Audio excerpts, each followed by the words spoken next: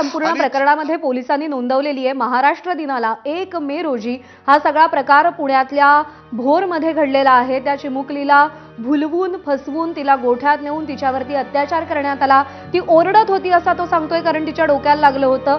तिचा आरडाओरडा ऐकू जाऊ नये म्हणून तिच्या तोंडात मोजाचा बोळा देखील कोंबण्यात आला होता, असं देखील पोलीस तपासामध्ये निष्पन्न झालेलं आहे। आणि या आरोपी भीमराव कांबळे संदर्भात सध्या युक्तिवाद सुरू आहे।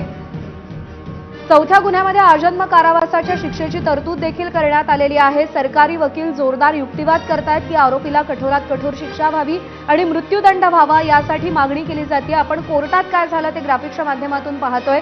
मी त्या दिवशी त्या मुलीला गाठीशेव खाण्यासाठी घेऊन गेलो होतो असा बनाव भीमराव कांबळे करतोय।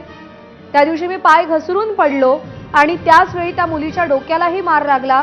मी तिला शांत करण्याचा प्रयत्न करत होतो, पण ती सारखी ओरडत होती असा बनाव त्यांनी केलेला आहे। त्यावर न्यायाधीश म्हणाले की आता तू जे सांगतोयस तो सगळा इतिहास झालाय, कारण तुझ्यावर गुन्हा सिद्ध झालाय, तुला कोणती शिक्षा द्यायला हवी असं उद्विग्नपणे त्यांनी विचारलंय। आणि यावर भीमराव कांबळेनं न्यायाधीशांना कोणतंही उत्तर दिलेलं नाही। त्यामुळे आता या सुनावणीमध्ये नेमका निकाल काय लागतो, कोर्ट काय शिक्षा सुनावतं, याकडे सगळ्यांचं लक्ष लागलेलं आहे। मृत्यूदंड होतो, जन्मठेपेची शिक्षा होते, या सगळ्या संदर्भात आपल्याला अपडेट जाणून घ्यायचे आहेत। तर सगळ्यात महत्त्वाचा पुरावा आपण पुन्हा एकदा मिकीकडे जाऊयात। मिकी, ज्या लहान मुलांनी साक्ष दिलेली होती तो पुरावा या संपूर्ण प्रकरणामध्ये किती महत्त्वाचा ठरतो? काय सांगितलं होतं त्या लहान मुलांनी?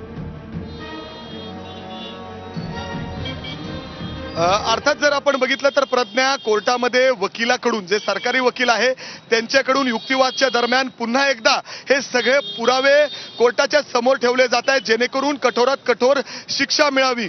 या आरोपीने ज्या पद्धतीने त्या मुलीवर लैंगिक अत्याचार केलेले होते, अर्थात गुन्हा करताना एखादा आरोपी 4 वेळा विचार करतो की आपण जे करतोय ते योग्य आहे का। अर्थात त्याच्या डोक्यामध्ये हे सगळं प्लॅनिंग असतं।